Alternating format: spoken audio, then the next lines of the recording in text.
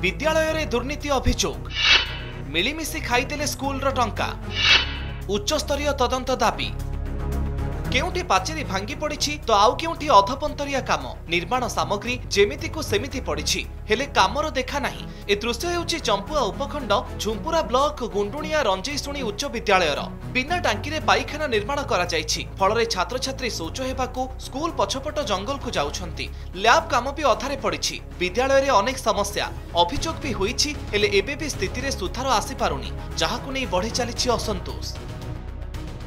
आजकल स्कूल परिस्थिति देखिले माने फेवर पड़ी काम होनी लाट्रिन बाथरूम न कहले भल ये लेडीज छुआ गुड़ा अच्छा जंगल को शौच हाँपाई जाऊँच लाबोरेटरी घर होती किंतु किसी लाबोरेटरी किसी जिनस ना ये बहुत देखा गले बहुत दुर्नीति होती शुणा मिली आमर पूर्वतन विधायकों खास लोक ये काम करते गुंडुनिया रंजईशुणी हाईस्कल उन्नतिमूलक काम जहाँ हेबा कथा आम नजर में ताहा हेनी।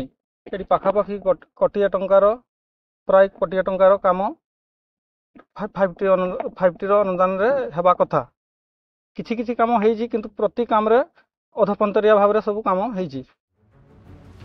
2023-24 आर्थिक वर्ष रे विद्यालय को 5T रे सामिल करी लक्षाधिक टंका अनुदान आसीथिला। एथिरे विद्यालयर सौंदर्यीकरण सह पार्क निर्माण होई थांता। एथि सहित जिला खनिज पांठिरु 2टी स्कूल घर, विज्ञान लैब, आईटीसी लैबोरेटरी एवं नूतन शौचालय निर्माण पई प्राय 92,66,000 टंका जोगाई दिया जायथिला। हेले निम्नमानर अधपंतरिया काम करी अनुदान हरिलुट होइथिबा अभियोग आसीछि।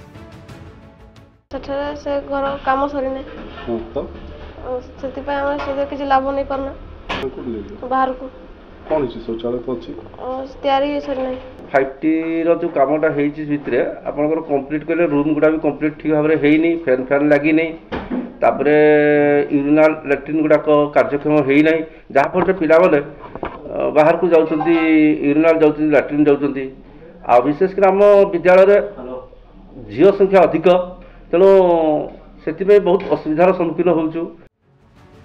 एही विद्यालय रे नवम और दशम श्रेणी रे 77 जन छात्र छात्री पाठ पढ़ुथबा बेले 30 जन छात्र विद्यालय हॉस्टेल रे रहुछंती। तुरंत दुर्नीतिर तदंत करिबा सह अधा पड़िथिबा काम को सारिबा नै दाबी होईछि। जोड़ारू महेश्वर साहू रिपोर्ट, कनक न्यूज।